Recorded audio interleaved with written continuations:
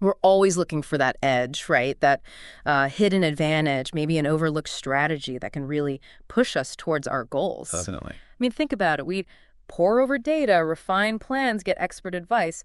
But what if there's this, like, foundational thing, a force people have talked about for ages that often just sits quietly in the background of our biggest projects?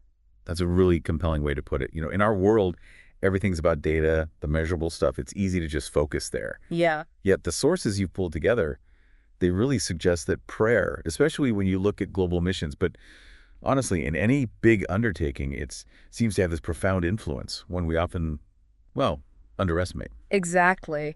And you've gathered some fascinating material here. As you really dig into it, this theme just keeps popping up. It does. It's less about following a specific religious checklist and more about seeing prayer as, I don't know, a dynamic tool, a way to engage with possibilities that are maybe just beyond our immediate view. Right, a strategic engagement, you could say. Yeah. So our mission for this deep dive is to unpack that. How does this often quiet force actually work as a key part of achieving real impact? Maybe give us a fresh way to look at our goals. Sounds good. Okay, so first point, we seem to gravitate towards the concrete things, don't we? Spreadsheets, timelines, resource lists. And prayer, if it's there at all, is often kind of secondary. That's a really crucial observation from these sources. We build these meticulous logistical plans, financial forecasts, target audiences, all absolutely vital, no question. But the message coming through is that without that anchoring, that direction prayer can offer, even the best plans might just fall short of their full potential. So it's not just an add-on. No, it's presented more as the essential bedrock. It's like, building a fantastic car engine, but forgetting to hook up the fuel line properly. It's like the unseen infrastructure holding up all the visible stuff we do. Yeah, that's a good way to think about it. One source even calls it a transformative strategy, saying it can lead to breakthroughs, unexpected clarity. That really makes you think differently, doesn't it? It absolutely does. It's not just wishful thinking. It's framed as actively connecting with something that can change the playing field. Right. And for listeners keen on getting knowledge quickly but thoroughly, this deep dive really spotlights a key piece of the success puzzle that often gets missed in the standard business books or strategy guides. Okay, so it's foundational. What else? You mentioned history. Precisely. What's really interesting is the historical weight given to intercessory prayer, praying for others or situations. Right. Your sources trace it way back, from early organized groups right through to modern movements. It shows prayer playing a role in shaping events, even transforming societies. So it's not some new fad. Not at all. It's presented as this long-standing practice with a real history of impact, like a tool that's been around, refined, and proven effective for centuries. And there's a lot drawn from religious texts in the material, right? It almost talks about prayer like a kind of spiritual technology. That's a phrase that comes up, a way to connect our everyday world with something bigger, maybe even an eternal dimension. Yeah, there was this really vivid image in one source. Imagine standing at the forefront of a global mission, a mission not waged solely through strategy or manpower, but through a powerful force that bridges the human and the divine. Wow. That really paints a picture, suggesting there's more at play than just our own efforts and abilities. Definitely. It connects to this idea of the dual nature of big projects, whether it's global missions or even just personal goals. Yes, the sources explore that interplay. You've got the tangible side, the planning, the money, the actions you can see. And then there's this essential piece of spiritual grounding through prayer. It's like needing both feet on the ground while also having an awareness of the bigger picture. It makes me think of that ship analogy. Strategy and resources are like the sails, catching the wind, giving you push. But prayer is the rudder, giving direction, keeping you steady when things get rough. That's a perfect analogy. You need both the power and the steering for a journey that's not just successful, but meaningful. Exactly.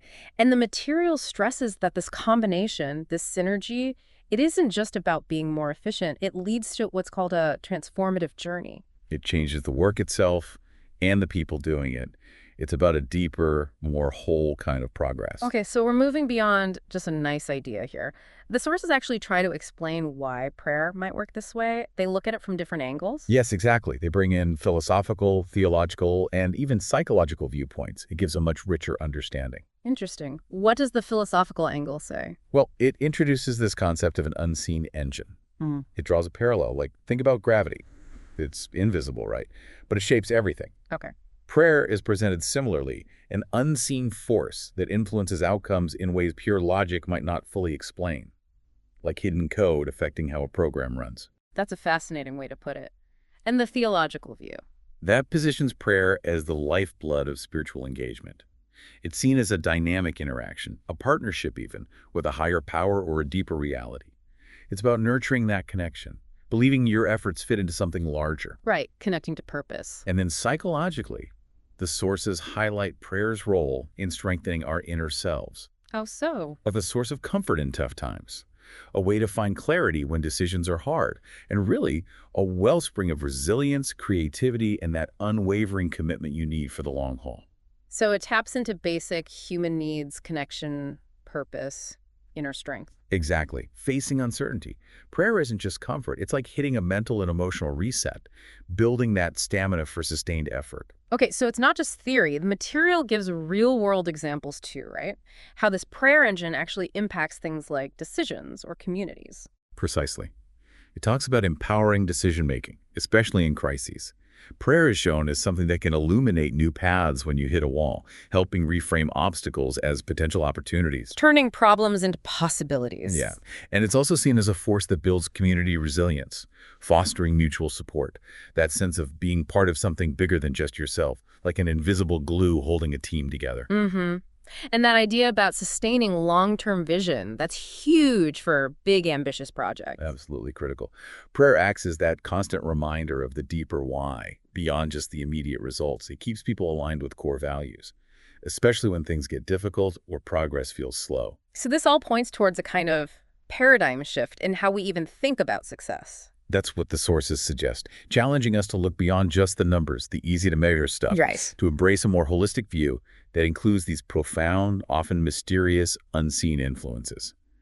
Recognizing the full picture includes things you can't always put on a spreadsheet. This leads nicely into this concept they mentioned, the invisible front line, especially in mission work, but maybe applicable elsewhere too. I think so. It reframes the whole effort as this mix of tangible action and, well, a deeper, less visible kind of engagement. So beyond the obvious challenges, there's another layer. The sources suggest that, yes, maybe not always, supernatural warfare in a literal sense for every situation, but perhaps the inertia of old ways or deeply rooted beliefs, things that need a different kind of approach, a focus on interchange, shifting mindsets. So underneath the planning and doing, there's this other dynamic. That's the idea. It's not a battle fought with spreadsheets, but with prayer, described as that spiritual rudder guiding through unseen currents and pressures. And the material uses examples like the Apostle Paul. Yes, his view of mission challenges is deeply spiritual, needing spiritual armor. It suggests opposition isn't just cultural resistance or logistics, but sometimes deeper, ingrained obstacles that prayer can address. Mm-hmm. And philosophically, it reminds us that things like hope, faith, inspiration, the intangible stuff are just as real and impactful as the physical things. Exactly. This invisible front line just encourages us to see that not all significant hurdles are visible or quantifiable. Okay, so with all that in mind, the sources really push this idea of prayer as the strategic engine. Not just nice, but fundamental. Yes, fundamental for guidance, for resilience, especially when things are uncertain or really tough. That indispensable rudder again. Right. For divine guidance, aligning strategies with purpose, strengthening resolve. Wow. And also, prayer is presented as a way to break spiritual chains, things holding back positive change or keeping minds closed. Like clearing unseen roadblocks. That's a good way to see it. And it doesn't just leave us hanging with concepts. Yeah. It gets practical, right? How to build a prayerful culture. Yes, very practical. Whether in mission groups or any team aiming for big goals, things like regular times for focused prayer for others, prayer partnerships, even weaving spiritual development into training.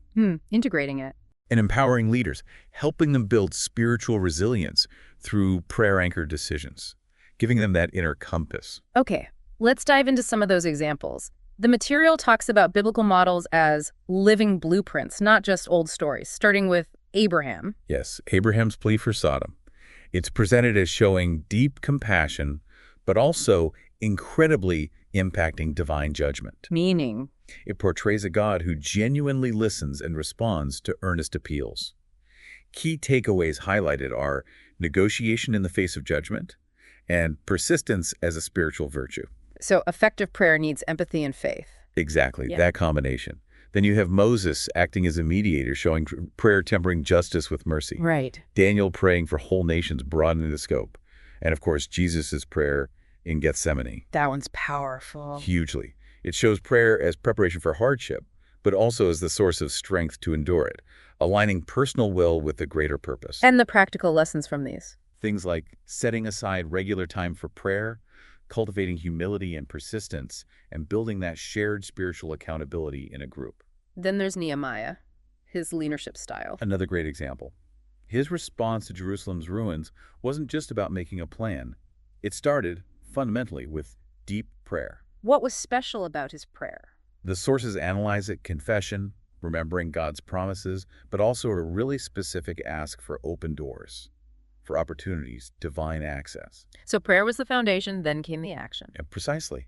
Prayer and practical action working together, guided by that initial intercession. And the takeaways for leaders today. Things like regular personal reflection time, maybe prayer retreats, mentoring others in this kind of spiritually grounded leadership, cultivating the inner life that drives the outward action. What about the early church? Acts 4 is mentioned. Yes, their response to persecution. They didn't just retreat, they prayed together, boldly declaring God's sovereignty and asking for courage. And something happened. The place where they gathered was shaken. It's presented as more than just asking for help. It was a courageous declaration, an invocation of divine empowerment. Wow. A catalyst for transformation. That's the phrase used. It gave them renewed courage. The lessons for us: building community through shared prayer, bringing boldness into planning, cultivating resilience through spiritual renewal. Then there's Paul's requests for prayer in his letters. Right. In Thessalonians, Colossians, he constantly asks people to pray for him in his work. What does that tell us? It shows his own dependence, his belief in partnership. He wasn't pretending to have it all together. He acknowledged his limitations, the power of people praying together. So prayer is like a two-way street. Exactly. Reciprocity. Intercession becomes sustenance.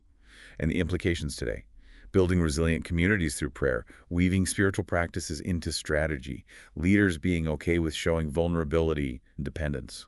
Okay, let's unpack the theology behind this a bit. What are the core ideas about intercession itself?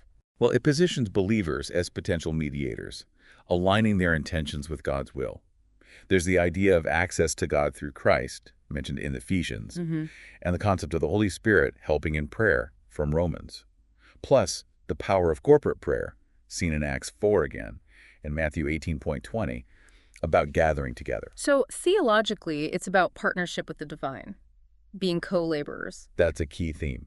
And the practical side flows from that: regular group prayer, personal accountability, integrating prayer into planning, mentoring people in intercession. This leads to the idea of praying with purpose, making it intentional. Yes, moving beyond just general bless them prayers, seeing it as a dynamic force that can genuinely unlock doors, soften hearts, bring about breakthroughs. Are there biblical models for that specific kind of prayer? Definitely. Stories of God opening doors are used as a blueprint, and there's an emphasis on our own need for openness and receptivity, like in Ephesians 6. And the theology behind purposeful prayer. It reinforces that partnership idea and the role of intercession in transforming hearts and situations. Practical examples are given, too: praying for specific funding or for healing divisions in a community. So it's really about connecting prayer to tangible needs and outcomes. Exactly. Implementing it means weaving it into strategic planning, building a culture of intercession, maybe through prayer networks, sharing stories, training, and then actually looking for and acknowledging the breakthroughs. Let's talk more about those tangible impacts, unlocking doors and softening hearts. How is prayer seen as a catalyst here? It's presented as central to mission success, influencing both external circumstances and internal attitudes. Okay, opening doors first. Colossians 4:3 is a key reference. Paul asking for prayer for an open door for the message. Modern examples are cited, like unexpected visa approvals or a resistant village suddenly becoming receptive, things that seem to defy normal explanation. And softening hearts? That sounds more internal. Yes. Matthew 13, the parable of the sower, touches on it. 2 Corinthians 4 talks about minds being blinded. It acknowledges the reality of hearts resistant to change. Are there examples of softened hearts? Biblical ones like Cornelius or Lydia are mentioned. And modern testimonies, too, maybe a hardened skeptic changing their view or someone leaving an extremist ideology. So how do the sources suggest praying for these things? With discernment, boldness, praying for protection against negative influences, for spiritual blindness to be removed, for emotional barriers to heal, for a genuine hunger for truth to grow, for divine encounters, and for courage for those sharing the message. It's quite specific. Very specific and active. Let's focus on that receptive hearts idea. Why are hearts sometimes closed, according to this material? Several reasons are explored. Spiritual blindness, as mentioned from 2 Corinthians. Emotional barriers from past hurts. Cultural or intellectual objections, too. It's complex. And biblical examples of transformation. Saul becoming Paul in Acts 9 is a classic. Contrasted with Pharaoh, whose heart remained hard, Lydia in Acts 16 is highlighted. The Lord opened her heart. So the prayer is about asking for that opening. Exactly. Praying against spiritual blindness, for healing, for that hunger for truth, for divine encounters, for bold witnesses. And persistence is key here. Keep praying. Okay, then there's praying for spiritual breakthroughs. This sounds like confronting bigger obstacles. It frames mission, or any significant positive change effort, as potentially facing deeply entrenched forces, referencing Ephesians 6.1 again. What are these strongholds? They're described sometimes as demonic influence, but also as false ideologies, or deeply ingrained negative patterns of thinking in a culture or individual. Biblical examples. Daniel 10 talks about the prince of Persia resisting an angel, the fall of Jericho in Joshua 6. The situation in Ephesus described in Acts 19. These are seen as spiritual battles. And prayer's role. How do you pray against something like that? Praying with authority, based on passages like Matthew 16.19 or Colossians 2.15. Persistent prayer is crucial, citing historical revivals like the Hebrides, the Moravians, the Korean revival. So endurance matters. Hugely. And strategic prayer, praying specifically for spiritual awakening, against forces of darkness, for open doors, for bold witnesses. It's a call for a united praying church or community. Which leads to mobilizing prayer-building networks. Yes, because collective prayer is seen as incredibly powerful. Think of Acts 4 again, or Moses needing Aaron and Hur to support his arms in prayer, or Paul constantly asking for backup. What are the benefits of organizing prayer? Amplified impact, covering more ground with diverse focuses, providing real-time support for those on the front lines. Any historical examples of networks? The Moravian movement is famous for its 100-year, 247 prayer watch, the Haystack prayer meeting that launched a huge missions movement, the China Inland Mission's reliance on prayer support. Wow. And practically, how do you build these networks today? Church-wide initiatives, prayer gatherings, calendars, prayer walks, missionary prayer partners. Online platforms make it easier now. Even dedicated prayer teams working directly with those on the field. Are there challenges? Oh, sure. Prayer fatigue, keeping it going long term. That's where sharing testimonies helps. Lack of communication between the field and the prayers. Complacency needs ongoing effort. And this directly connects to sustaining the people doing the work, the missionaries or leaders. Prayer as their lifeline. Absolutely vital. They face unseen burdens. Culture shock, spiritual opposition, loneliness, sometimes real danger. And prayer helps how? The biblical basis is strong. Paul's requests, Moses and Joshua, the early church praying for Peter. The sources claim tangible impacts: protection, divine appointments, strength, provision, safety, things they can point to. How should people pray strategically for them? For spiritual strength and boldness, for physical and emotional well-being, for their families, for fruitfulness in their work, for practical needs to be met. And establishing a rhythm helps. Yes. Daily, weekly, corporate prayer times dedicated to supporting them. How can churches or individuals become that lifeline? Adopting specific missionaries or projects to pray for regularly. Creating dedicated prayer groups. Encouraging regular communication so prayers can be specific and informed. Okay, bringing it all together, developing a mission-focused prayer strategy. Moving beyond vague prayers. Exactly. From generalized to strategic. It starts with being specific. Who or what are we praying for? Identify the missionaries, the organizations, the specific needs. How do you get that info? Gather information. Read newsletters, check websites, read biographies. Be informed so you can pray intelligently. And organize it. Create a prayer calendar, maybe, for consistency. A weekly focus, rotating assignments within a group. And be specific in the prayers themselves. Yes, move beyond just bless them. Pray for specific things. Spiritual strength, health, fruitful ministry, specific practical needs, their family's well-being. And listening is part of it too. Crucial. Listening for God's leading during prayer. What specific angle should you focus on? And sharing requests builds the network. Definitely.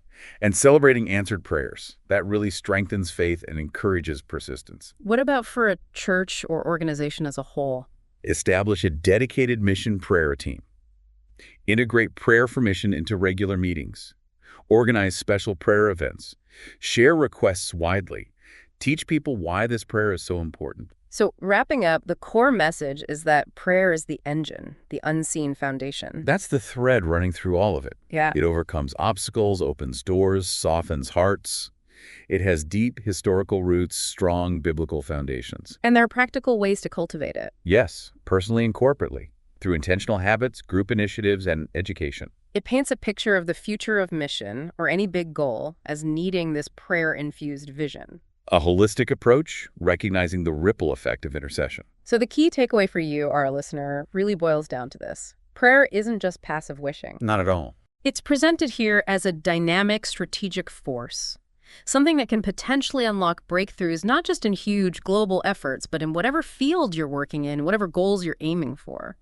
It's highlighted as that crucial, often underestimated element for achieving real, meaningful impact.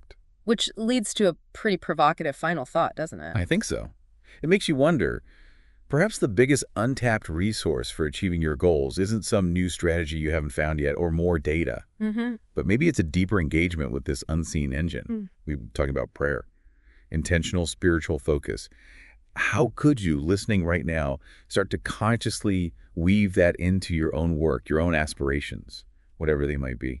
That's a powerful question to sit with. And honestly, we've only scratched the surface here today. There's so much more depth. Absolutely. You might find it really worthwhile to dig into those historical accounts or the biblical examples or the theology of intercession yourself. Lots more aha moments waiting there, I suspect. No doubt. Well, thanks for joining us for this deep dive. Lots to think about.